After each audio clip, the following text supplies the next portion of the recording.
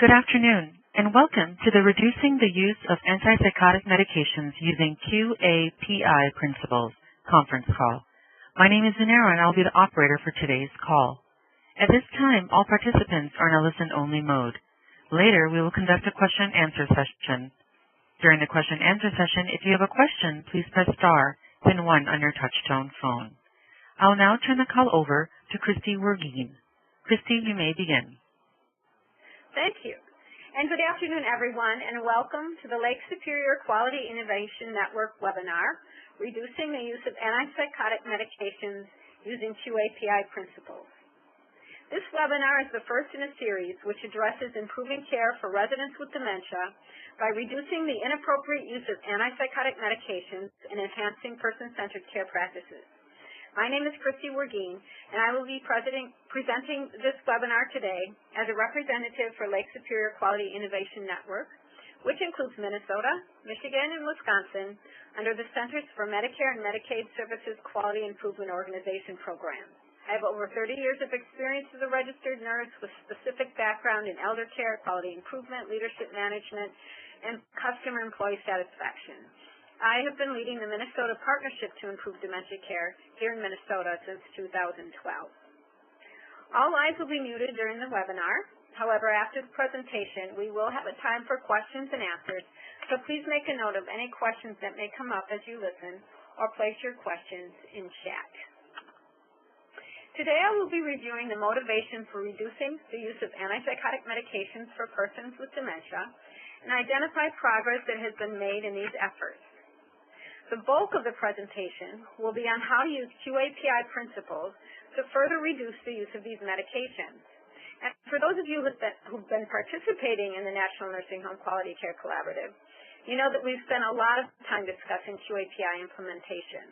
And this session will provide another example of how to use QAPI principles and how these will assist your team in taking action towards successful and sustained continuous quality improvement. First, let me start with a review of the National Partnership to Improve Dementia Care. The Centers for Medicare and Medicaid established the National Partnership to Improve Dementia Care in Nursing Homes in 2012. The National Partnership was created in response to a 2011 report by the Department of Health and Human Services Office of Inspector General, or OIG, which was titled Medicare Atypical Antipsychotic Drug Claims for Elderly Nursing Home Report. This report surmised that too many nursing homes employ antipsychotic medication in ways that violate federal standards for unnecessary medication use. And prescribing antipsychotic medications for behavioral and psychological symptoms of dementia, it is sometimes appropriate. However, the use of antipsychotic drugs have significant health risks in this population. This report and other reports has led to heightened regulatory, legislative, and consumer awareness of the potential dangers these medications can cause for individuals with dementia. The National Partnership to Improve Dementia Care seeks to optimize the quality of care and the quality of life for residents in America's nursing homes by improving care for all residents, especially those with dementia. While the initial focus of the partnership is on reducing the use of unnecessary antipsychotic medications, the larger mission is to enhance the care for persons with dementia by using non-pharmacologic approaches and person-centered care practices. Here is a link to the OIG report for those of you who are interested in reading more details. Since the initiative to reduce the use of these medications in nursing homes has been going on for some time, I'm curious as to how many of your teams have been working on reducing the use of these medications. So please take a minute to answer this polling question. Has your team been working on reducing the inappropriate use of antipsychotic medications for persons with dementia? And please just answer yes or no.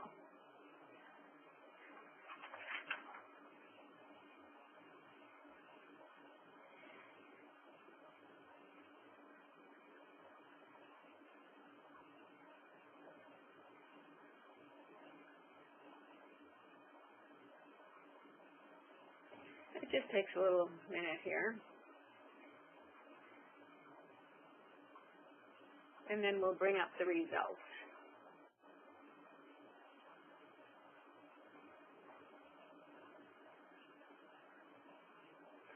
far it seems like most of you are answering yes, which is good.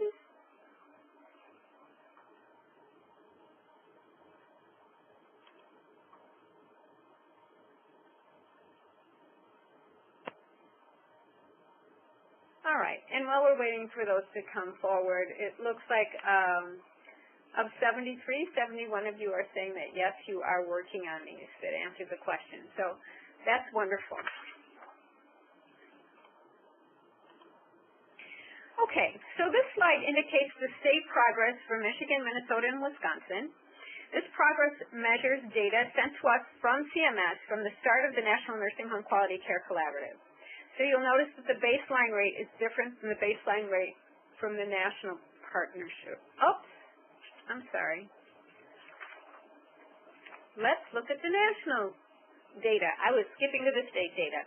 So anyway, the baseline data for the National Partnership to Improve Dementia Care is from Q4 2011. So it goes back quite a bit. And so as you can see, nearly a quarter of all nursing home residents were taking an antipsychotic medication in 2011. That's a lot. This data only includes long-stay nursing home residents and excludes any resident with a diagnosis of schizophrenia, Huntington's disease, or Tourette syndrome. The first goal of the partnership, to reduce antipsychotic medications by 15%, was achieved by the end of 2015. Then they set another goal, which was to reduce the antipsychotic medication use by 30% from baseline, and that was achieved in 2016. As of Q1 2017, 15.7% of nursing home residents were taking an antipsychotic medication, which is over 34% decrease from baseline. So that's wonderful. There's been a lot of work done. In November of 2017, CMS announced a new goal, the 2019 goal. Since the majority of nursing homes have been successful in reducing the use of these medications, attention is now focused on those homes who have either not made progress since the baseline from Q4 2011 or have actually increased the use of these medications or made improvements of 6.47% or less. So it's really looking at those homes that really haven't done much or actually got worse. CMS has named these nursing homes, which are about 10% of the nursing homes in the country, late adopters. So the 2019 goal is that these late adopter homes will reduce their antipsychotic medication use by 15% from their baseline rate that was from Q4 2011. So if your nursing home has been named to the list, you most likely have received information from us and maybe others, as well as an offer to receive assistance in your reduction efforts. So please take advantage of this offer. And, we're here to help you. So this slide then indicates the state progress for Michigan, Minnesota, and Wisconsin. So we were just looking at national data, now we're looking at our state data. The progress measures data sent to us from CMS from the start of the National Nursing Home Quality Care Collaborative. So you'll notice that the baseline rate is different than the baseline rate from the national partnership. The goal for each state is a 15% or better improvement rate from baseline, which was established from Q1 to Q4 2013, so it looks at like 12-month rolling average, to the current data we have, which is from Q4 2016 to Q3 2017, so it's fairly current. As you can see on this table, the current rate for Michigan, Minnesota, and Wisconsin are fairly close, between 12.85% to 13.48%. However, also note that the improvement rates for each of our states vary considerably since we each started from different baselines. Note that Michigan has not yet met their 15% improvement rate, but note also that they also started at a rate quite a bit lower than Minnesota or Wisconsin. It's also important for each organization to review their specific data. It's always good practice to aim for the state rate or better. And so some nursing homes, probably many nursing homes, need to improve much more than the 15% to meet or be below the state or national benchmarks. So for many of you, there is still work to be done, which is why we're still talking about this. Although it's important to continue our efforts to reduce these medications, it's also good to take a minute to celebrate the work that you've done so far. So from the baseline, and again, we're looking at data from the start of the National Nursing Home Quality Care Collaborative. So that baseline goes through the end of 2013. to the remeasurement period that goes through quarter 2, 2017, there are 7,371 fewer nursing home residents taking antipsychotic medications in Michigan, Minnesota, and Wisconsin. And when our 3 states' data are aggregated, we are also at 13.1% antipsychotic medication rate, which is below the national average of 15.4%. So that's really good news. And let's just take a little minute for one more polling question. And please indicate whether or not you know what your nursing home's rate of antipsychotic medication is for long-stay residents.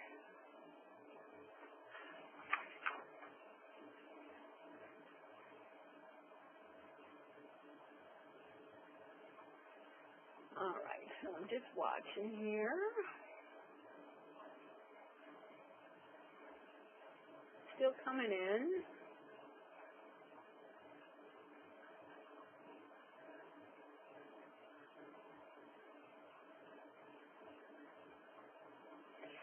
So far, there's a few more coming in, but it looks like about 3/4 of the group is answering yes, you know what your rates are. And frankly, as with any quality improvement project or anything you're working on, if you don't know where you're starting, it's hard to set a goal and know where you're going to. So if you did answer no here, please figure out what your rate is and what kind of progress you've made. Okay, great. Next, I'll share how to go about initiating or enhancing an antipsychotic medication reduction performance improvement project. And please keep in mind that you can use these quality improvement principles for any performance improvement project. And for those of you who have listened to some of our webinars, a lot of this might sound familiar. So let's start with a review of the Institute for Healthcare Improvement's model for improvement. We did a whole webinar on this a few years ago, and if you're not familiar with the model for improvement on our YouTube channel, which you can access on our website, we have a whole webinar on the model for improvement. So the model for improvement asks team members 3 questions, and the first question is, what are we trying to accomplish? This question will assure that teams will have a specific outcome that they're trying to reach. Question 2 asks, how will we know that a change is an improvement? This question allows teams to identify measures that will be used along the way to track their progress and ensure they are moving in the right direction. And the last question asks, what changes can we make that will result in improvement? This is where teams identify the key changes that they will actually test to reach their goal. The key changes that a team identifies are then implemented into cycles of Plan, Do, Study, Act, or PDSA, where the testing and evaluating of the intervention is performed. Prior to this webinar, your teams were asked to examine your current antipsychotic medication reduction process using the probing question document found on the National Nursing Home Quality Improvement Campaign website. And if you didn't have the opportunity to do that, it's not too late. Please access. This is a great tool, and the link is on this slide. Hopefully this tool has helped your team identify gaps that you have related to current practices to minimize the use of antipsychotic medications, as well as some patterns of use. This information should help your team hone in on strategies and system changes that will lead to further antipsychotic medication reduction. What you learn from this exercise should help your team in answering the question, what changes can we make that result in improvement? Whenever you're starting a performance improvement project, it is important to get the right people together to plan and implement the project. Team members to consider for this project on antipsychotic medication reduction might be the clinical leader, for example, a DON, maybe an assistant director of nursing, or if you have a quality leader at your organization. Staff with technical expertise, for example, a pharmacist would be great on a team working on this. Staff who provide day-to-day leadership, for example, a nurse manager, those that are actually doing the work. Staff who provide direct care, such as a nursing assistant. And this is the one, where we always say over and over, nursing assistants are great to have on quality improvement teams, and they often aren't. and sometimes logistics of making them available to be on a quality improvement team is tough, but well worth it, I think, because they have a wealth of information about the residents. Project sponsor, for example, a medical director, good to have them on board, and anyone else who might care about this process. Like, for example, if you have a representative from a psychiatric consultant group or a psychologist that comes to your nursing home, those folks too, it's a nice idea to have them participate in this project.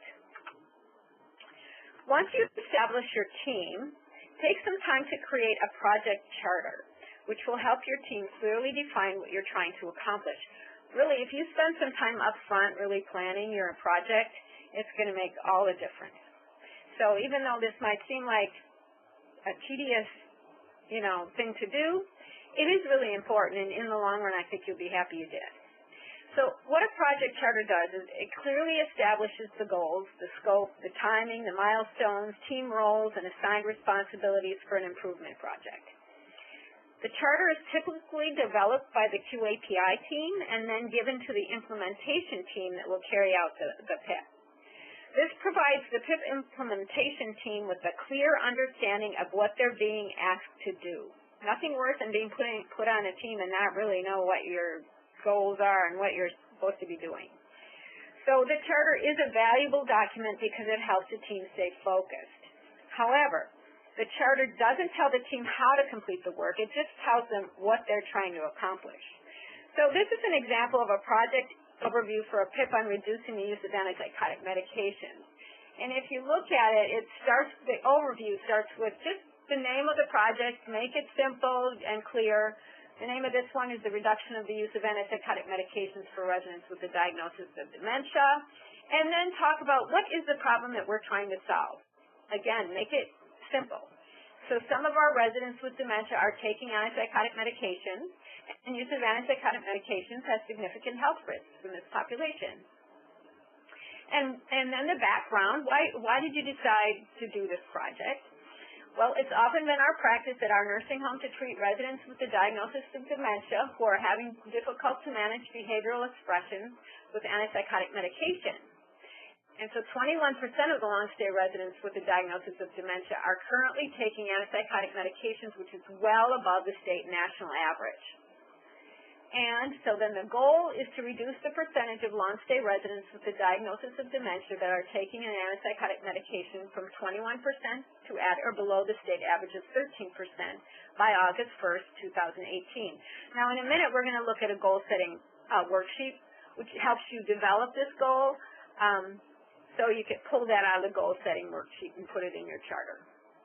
And then finally, the scope or the boundary that tells where the project begins and ends. For this project, it's the use of antipsychotic medications for persons with dementia on all long-stay neighborhoods. So this particular nursing home is going to look at all their long-stay residents. You might choose to just start with one. It's up to you. After completing the overview, you need to define the timeline for the project. I haven't filled this out, but you get the idea. When are you going to do the charter? What are the dates and start and end dates for the planning, the implementation, the monitoring, and actual closing of the project. Now, these dates might change as, things come up with your project, things you didn't anticipate. Maybe you're not really going to be ready to close it when you say, because when you did your PDSAs, they didn't all turn out so great, so you had to try some other strategies. But at least it's something to start with. Then you should identify your project team members and their responsibilities. And, if you don't have, it recommends a project sponsor. That's the person that provides overall direction and overseeing the financing for the project. So, maybe an administrator or something like that. The project director, who's going to coordinate, organize, and direct all activities of the project team. So that person might not do a lot of the implementation, the actually doing the project, but they're the ones that you would go to that would coordinate it. The project manager manages the day-to-day project operations, and finally, the list of the team members.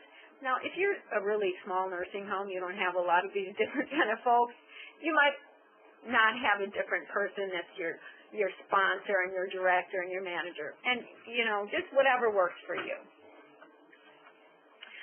So next, prior to beginning any project, it's also a good idea to think about what barriers you may come up against. So then you can prepare for these barriers prior to starting the project.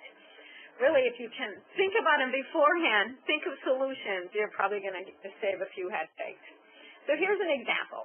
What might be get way in the success of this particular project? This is something we hear a lot about reducing antipsychotic medications.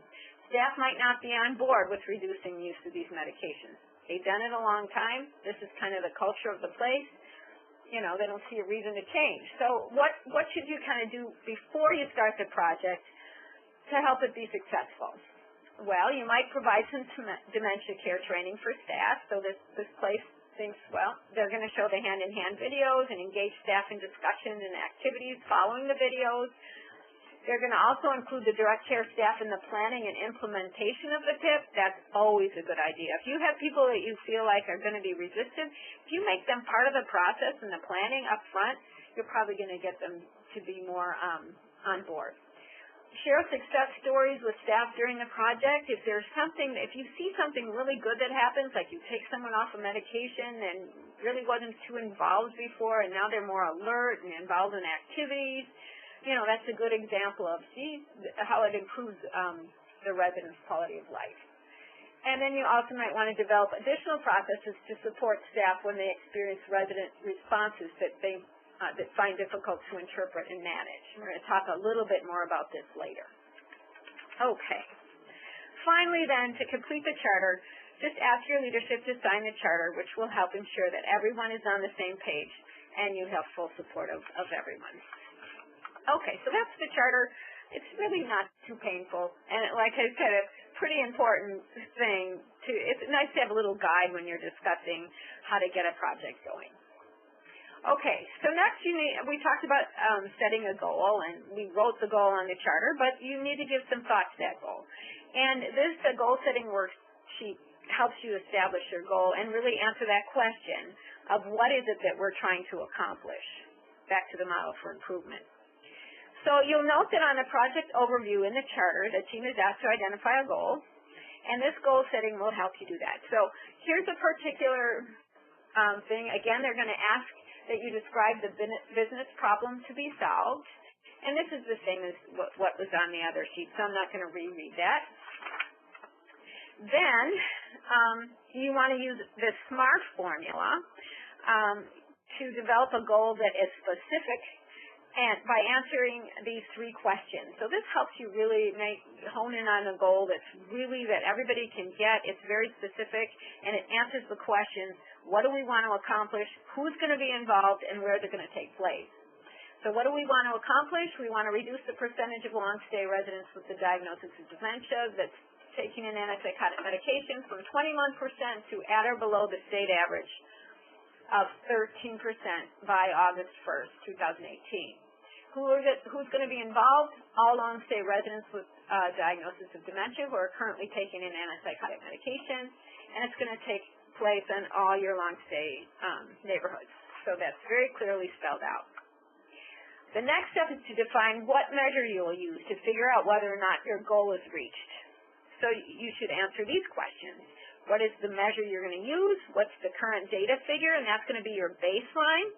And what do you want to increase or decrease that number to? So in a bit, we're going to review the measure development worksheet that you may choose to use when developing your measure, because a lot of people sometimes have trouble developing measures. Okay, so if you look then on the sheet that I filled out for this home, what is the measure they're going to use? They're going to use the percentage of long-stay residents with diagnosis of dementia who are taking an antipsychotic medication. Their current data figure is 21%. So they've got 19 residents on these medications, and their denominator is 90. We'll talk about that more when we look at the measure worksheet, so you can understand, how to figure out what your baseline is. And then what do you want to increase or decrease that number to? And they decided they want it to be at or below 13%.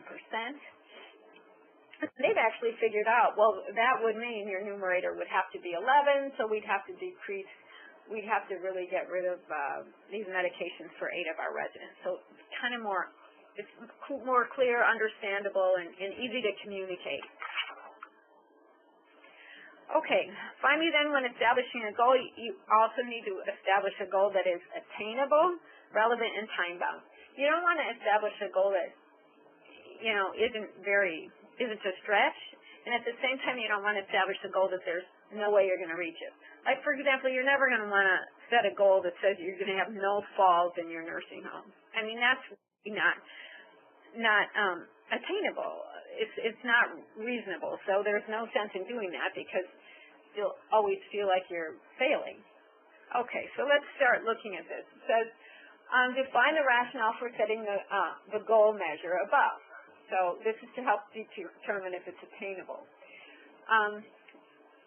Did you base the measure or figure you want to attain on a particular best practice or benchmark? And it says yes, it's based on the current state average. Is the goal measure set too low or is it too challenging? No, they don't feel it is. And does the goal require a stretch without being too unreasonable? And they feel like yes, it will take some time, but several residents are on very low doses, so we feel that it's doable. And we also have support of our providers. So then you have to think about, is it really relevant? And describe the goal, how it's going to address the business problem that we talked about earlier. And they're saying decreasing the health risks for persons with dementia by discontinuing antipsychotic medication. So that is relevant. You're at a healthcare institution and you want to improve the quality of care for your folks, so this certainly fits within that realm. And then time-bound, define the timeline. So what is the target date for achieving the goal? And they've set their target as August the 1st, 2018. They're giving themselves 6 months. And you know what? Maybe as you work on this, you find that that isn't reasonable, that there's a little more complications involved, and you might have to change that. But that's what you're starting out. And once you have all the information, you write the goal statement that's clear, concise, and measurable. And again, I'm not going to read this because it's the same goal statement we had on the charter. But I do want to share this tip because I think it's a good tip that's on this template. And it says it's always a good idea to post the written goal somewhere visible and regularly communicate the goal during meetings in order to stay focused and remind caregivers that everyone is working toward the same aim. That's super important.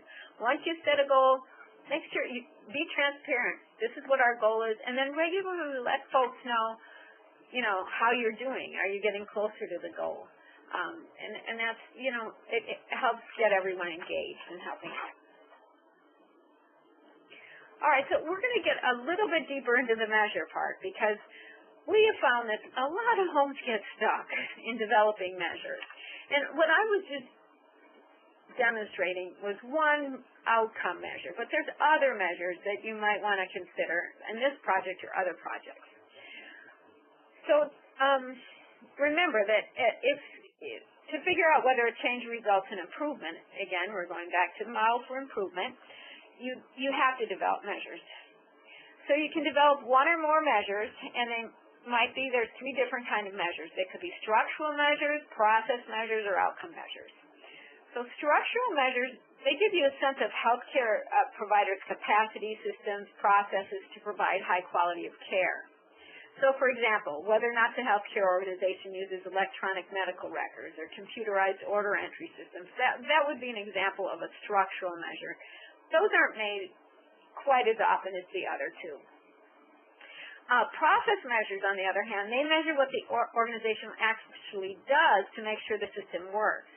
So, for example, for this particular project, an example of a process measure might be all residents exhibiting challenging behavioral expressions will have at least 3 individualized non-pharmacologic interventions identified to address their needs on their plan of care by March 1st, 2018. So that certainly is measurable. It's not exactly an outcome, but it's the process, it's what you do to get towards the outcome measure. So it's really measuring something that you're doing. The outcome measure, however, that's the measure that we've been talking about more today. They actually reflect the impact or the actual results of whatever interventions you're going to do.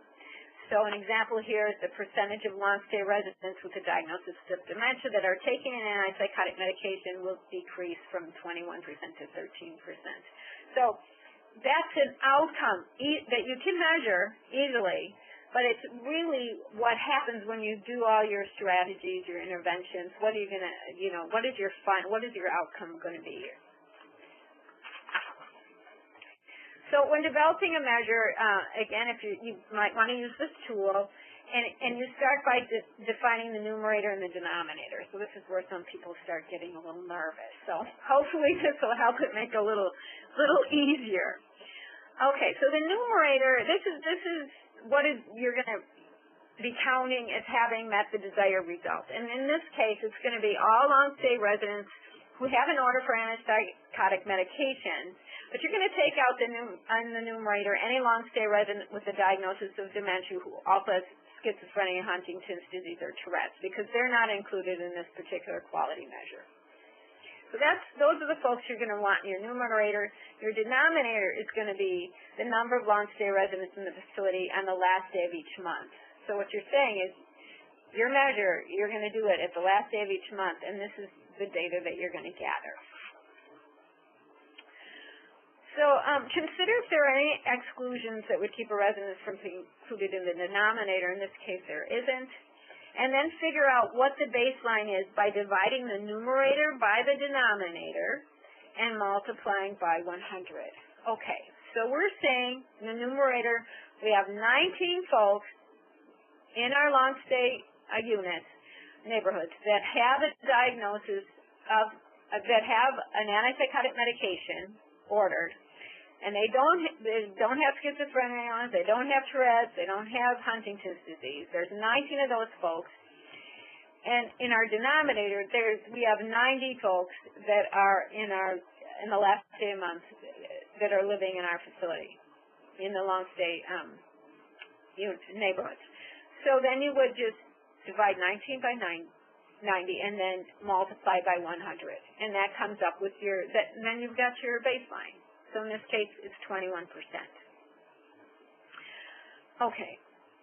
So this baseline then will help you determine your goals. So do you want to be at or below the state or national average? Or maybe you want to reduce by a certain percent? But you start with what your baseline is, which in this case is 21%. And these guys chose to go at or below their state average, so they're looking for at or below 13%. And then finally, you want to look at what you want to set as your threshold, which is the minimum acceptable level of performance for your measure. So this is a number you're going to review that could make you say, hey, this isn't working. We're not where we want to be. What should we be doing differently? Maybe what happens when you're looking at the data, if you've already met your goal and it comes back up to 15, you got to think about what happened this month that made us stray from where we want to be.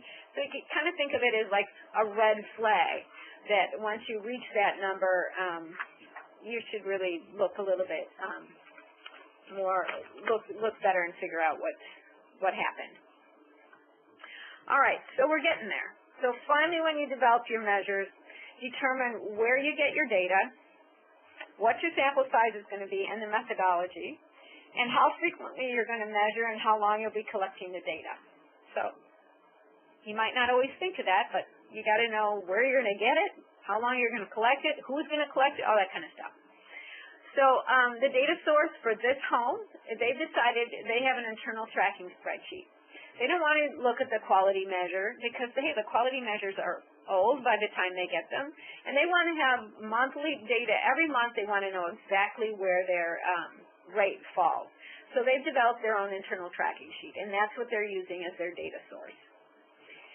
For sample size and methodology, this is, are you going to measure the whole population, or what are you going to measure? And as we said before, they're going to measure all the long-stay residents. And frequency, they're going to do it every month, and they're going to do it the last day of the month. And then how long are they going to do it? They're going to do it, for now they're going to do it for 6 months. Then they'll look at it again and decide, maybe we only want to look at it every quarter to see how we're at. But, they'll decide that later. But for now, for sure, they're going to do it for 6 months. Okay, so that was a lot, but that was all on really kind of the pre-work that you do before you actually start doing the work. And again, it sounds like it's a lot of rigmarole, but boy, it's super important if you do that, because everybody is going to be clear where you're going, and you know what your measures are and all of that, and it is important to take that time. So let's talk about gathering data and information and some sources of where to do that. So you should consider multiple sources where you get your data that will give you valuable information to set goals and plan strategies for your antipsychotic medication improvement project. Because now you're getting to the point where, what are we going to do about this? What strategies are we going to use? And what data should we look at to decide that? So here's some data that you might find helpful. Quality measures, we talked about that before. What is your rate of antipsychotic use and how does it compare to your targets and benchmarks? So for this particular project, that's where you got your target, your benchmark, from the quality measures, because that's where you saw what the state national average was. This home didn't really want to use the quality measures every month because they didn't have data that was current enough. Then you might want to look at how many residents had an antipsychotic medication when they moved in, and how many did you receive in order later on after they moved in. How long have each resident been on an antipsychotic medication? How many attempts have there been made to reduce the medication? This is all really good information that helps you figure out where you might have some gaps in your system. Other examples of data sources are how many of our residents have an order for an antipsychotic medication without a mental illness diagnosis. You might want to do some chart reviews and look at your documentation. Does it match what your systems and processes say? Look at the plan of care. Are there things in the plan of care that are non-pharmacologic, that are individualized for the resident? And you can do some observations to see how staff are responding to challenging behaviors. And you might want to also do some interviews with staff, residents, families, and others as appropriate. And so these are all really good examples of gathering information before you start your project. So there are a lot of data sources, and you should only use these data to help you identify, and you should use these data to help you identify what comes to the top of the list as contributing to the use of antipsychotic medications in your organization. So, for example, when you're reviewing care plans for residents that have had an unsuccessful gradual dose reduction, you might find that there's a lack, as it says on this slide, that there's a lack of attempts to try evidence-based non-pharmacologic strategies to managing challenging behavioral expressions prior to the beginning of reducing the medication or attempting a dose reduction. And so then this may be contributing to the lack of success in reducing the use of medications and may be a topic to address in your performance improvement project. Okay, so getting all this data together, that's part of your planning stage because you're really looking at what's happening in your home. So we're going to talk a little bit, a few slides here on Plan, Do, Study, Act. And because this really is kind of what you should be doing when you identify a strategy, what you do with that strategy to see if it's effective. So you start with plan or planning your strategy, which we've already talked about some of that. You define the processes currently in place, and that was like we talked about, looking at the data. Maybe if you did your pre-work and you looked if there were gaps in your processes like we talked about, that's a good way to look at your processes. Identify opportunities that exist. Decide what will change in the process, and then determine what your intervention is going to be based on what you analyzed when you were looking at all that information. So here, we do want to give some ideas of some possible strategies that might happen, and in upcoming webinars in this series, you're going to hear more strategies. But we'll throw just some out there that we've heard about a lot from nursing homes that have been working on this. Okay, so here's some strategies that have worked in many homes. First of all, getting staff buy-in, and we talked about this already a little bit, but when you have success, share the success. Involve all staff in planning and implementation of how you're going to approach the gradual dose reductions, and then provide a better understanding of dementia through education. And in a little, we'll have some resources that we'll share some great resources for education. Now, so we'll go to the next slide. So those are ideas about getting staff buy-in. Okay, some other possible strategies are individualizing care. This is another thing we hear a lot. It's hard work to figure this out, but you really do need to look at every resident individually to figure out what it is they're trying to tell you and why are they having this behavioral expression of dementia. So some things you might want to do is implement individualized person-centered approaches. Of course, you should do this with everything, not just with antipsychotic medications. That just should be part of the standard thing that you do now for on your plan of care.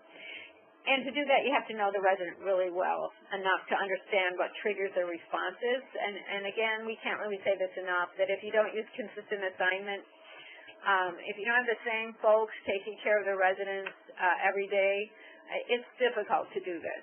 If you really know your residents well, then it's easier and understand them, it's easier to develop strategies that are individualized.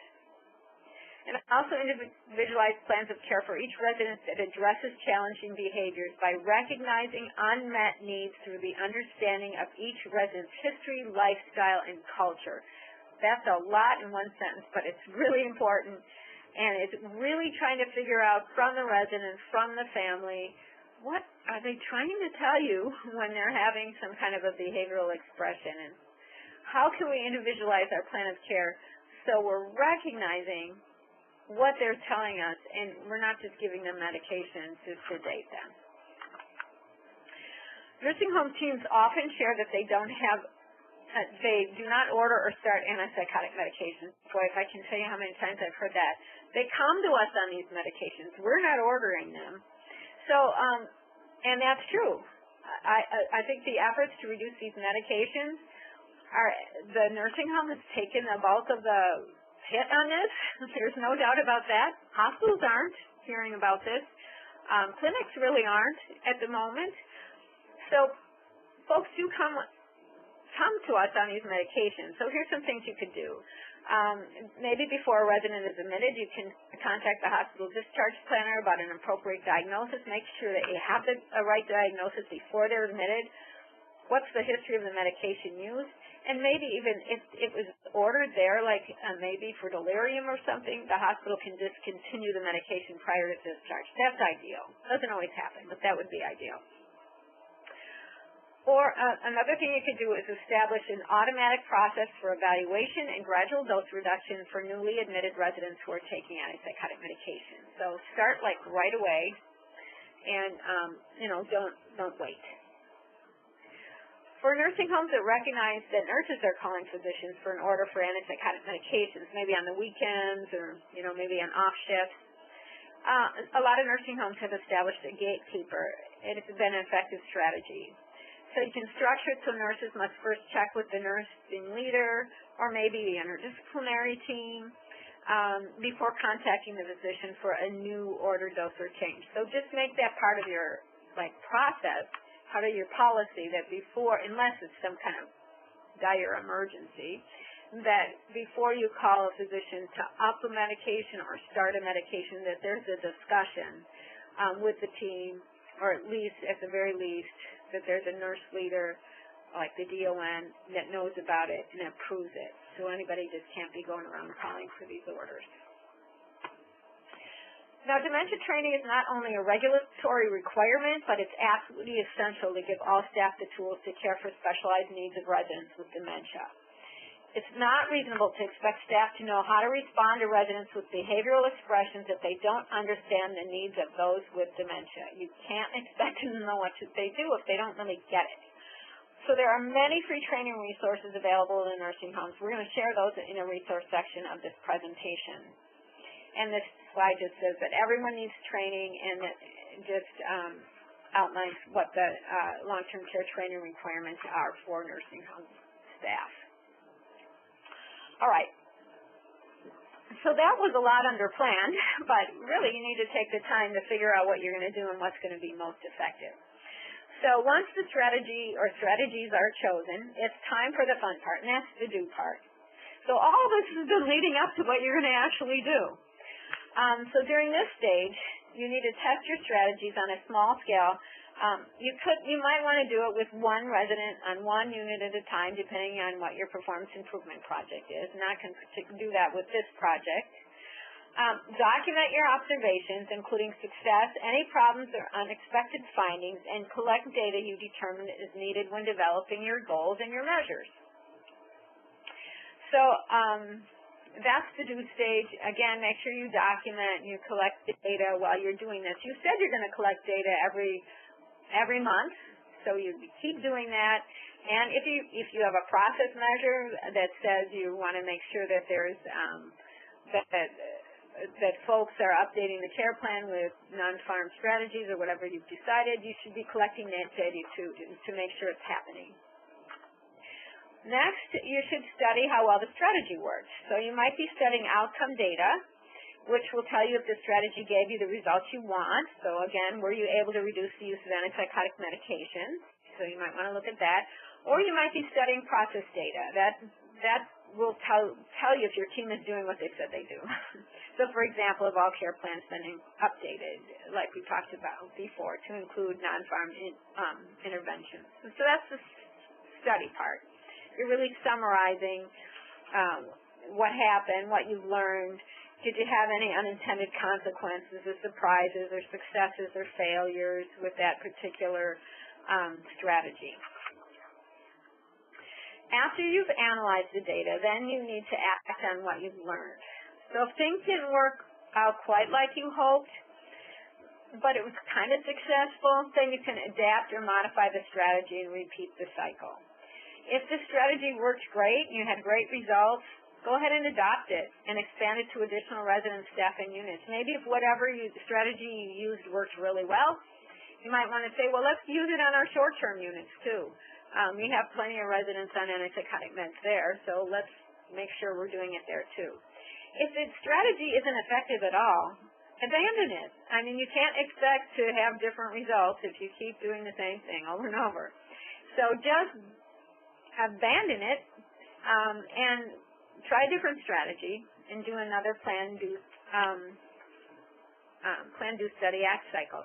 And this is where I say this might end up taking longer than you thought if you have to keep trying different strategies or refining them so they work better. So once you've identified and implemented strategies that are successful in reaching your goal, don't stop.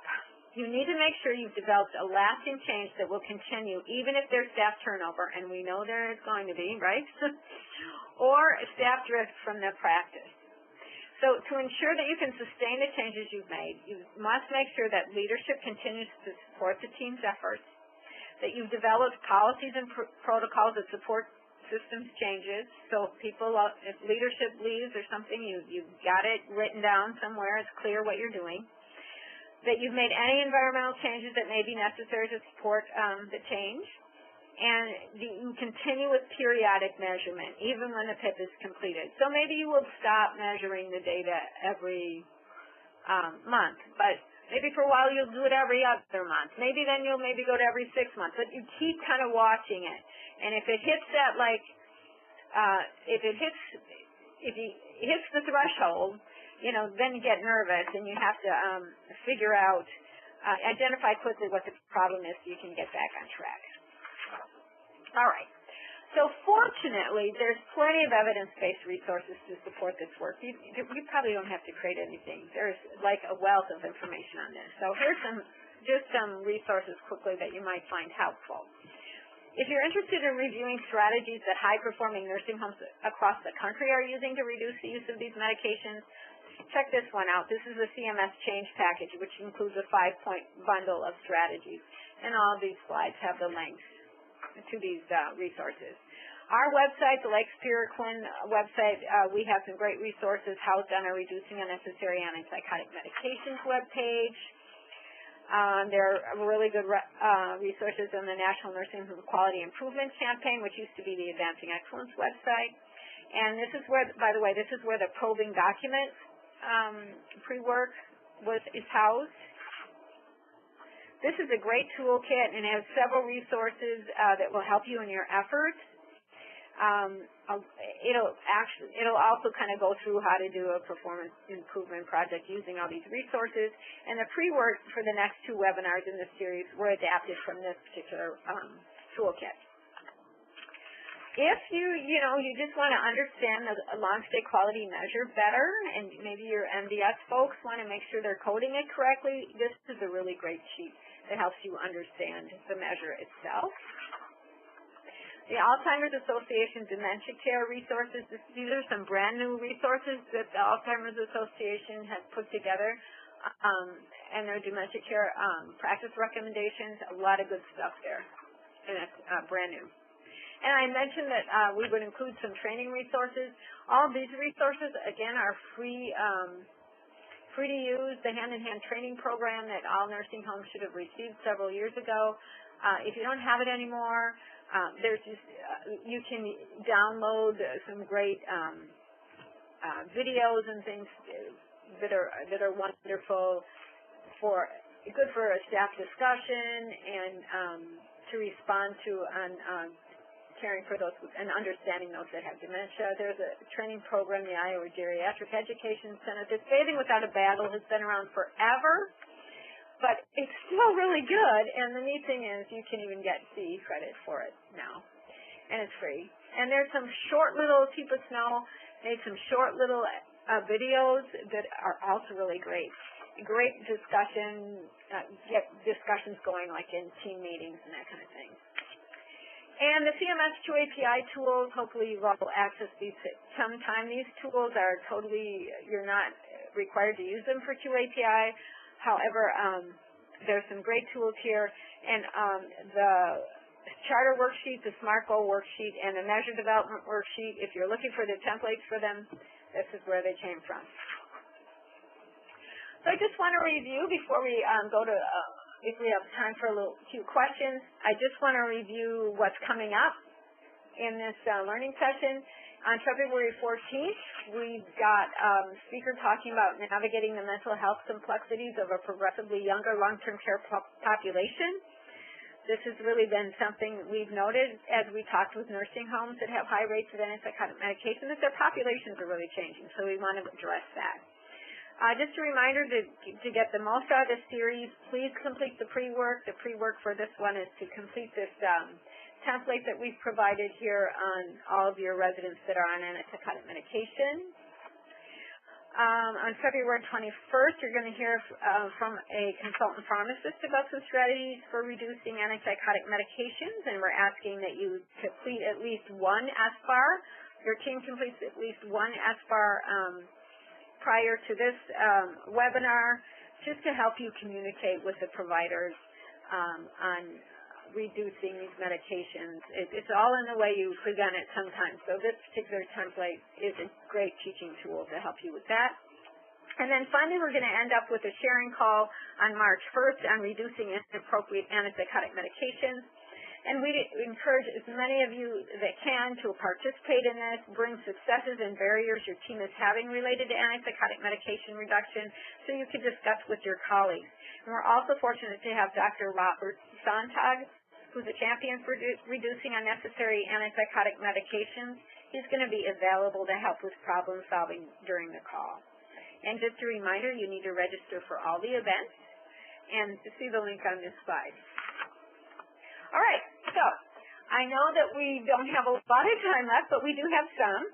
So, operator, can you remind our participants how to get in queue for questions or comments? Absolutely. Thank you. We will now begin the question and answer session. If you have a question, please press star, then 1 on your touch-tone phone. If you wish to be removed from the queue, please press the pound sign or the hash key. There will be a slight delay before the first question is announced. If you're using a speakerphone, you may need to pick up the handset first before pressing the numbers. Once again, if you have a question, please press star, then 1 on your touch-tone phone. Okay, while we're waiting for that, I see that in chat we had when do hallucinations and delusions, which I believe would exclude residents from this measure, start taking effect, and we went only to Tourette's, schizophrenia, and Huntington's. Okay, I'm not sure. Okay, if you're from Minnesota, which I think you are, I think I recognize this name. Anyway, you might be thinking of the Minnesota Quality Indicators does exclude these types of things from this measure. For the federal quality measure, as long as I've known, those only been the 3 exclusions. It never did include hallucinations and delusions, unless you had somebody with schizophrenia that had hallucinations and delusions. However, if you had an order for like dementia with hallucinations and delusions, it just doesn't exclude you. Doesn't mean, now, I'm not going to say that means that this particular resident doesn't need to be on an antipsychotic medication. And perhaps you've been able to show that they're on the lowest possible dose and it has been helpful for their quality of life. That's a different story. Examples of exclusion criteria for somebody from the denominator. Let me think. Maybe you want to exclude, and I don't know exactly for this particular performance improvement project, but let me just say in general. Maybe you want to exclude everyone that's been on your long-term care unit less than 30 days or something for some reason. It would depend on what your project is and what you might exclude, but that's just an example of somebody you want to exclude. Sorry, I can't come up with anything else on the top of my head. Are SNFs responsible to ensure that the staff of hospice and therapy companies have had dementia training? I do believe, I do believe that anybody that you are, that you're employing as part of your facility, yeah, you have to make sure that they understand the needs of all of your residents. So I would say yes. Okay, so any questions in queue? Yes, so we have our first question from Dustin Hughes. Please go ahead. Your line is open. Hi, Dustin. Hi. I was just wondering how you expand this now to all the psychotropic medications. I think that for our facility, we've done a good job with the antipsychotics, but now I'm getting a little confused when we start reducing like antidepressants and exactly what is the goal of that besides that it's not an unnecessary med and you're using the minimum effective dose. Good question. And actually, any medication that you use, you have to defend if it's necessary and you're using the minimum dose. So, very good question about antidepressants, anti-anxieties. I think that's probably where we're going next. I don't know why you couldn't use the same kind of approach to reduce other maybe I wouldn't start with them all at once, but let's say you notice you're using a lot of benzodiazepines. You have a lot of anti-anxieties, and those have a lot of, as we all know, a lot of side effects. You might be having a lot of falls, that kind of thing. Maybe start with those and do the same kind of thing. I don't think it needs to be different than what you're doing here, and all the power to you. If you've done a good job with this, maybe it's now time to look. If you've identified it as a problem in your home, time to do that. Antidepressants, I think sometimes that's a little tougher. Just because, antidepressants are used a lot, I know, but I think you could use the same criteria you use here. Does that help? Does that answer your question? Kind of. Yeah, I'm sorry. But did you have another question? No, thank you. All right. Anyone else? We have another question from Kelly DeBrato. Please go ahead. Your line is open. Hi, Kelly, and this will be the last question we take because it is 2 o'clock. Hi, I had typed it on the chat box, but we are wondering what your thoughts are on the use of a psychiatrist in the management of antipsychotic medication. Great question.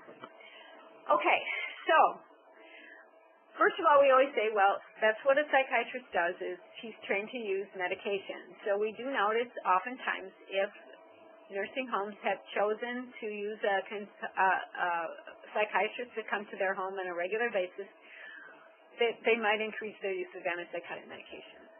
That being said, there is great value in any psychiatrist or a psychologist that is well trained in behaviors, and I think as long as you make clear what your goal is when you're using them, that you make it clear that you really aren't looking for them to, you want to use the least amount of medication possible, and do they have other suggestions beyond the use of medication that can help you with,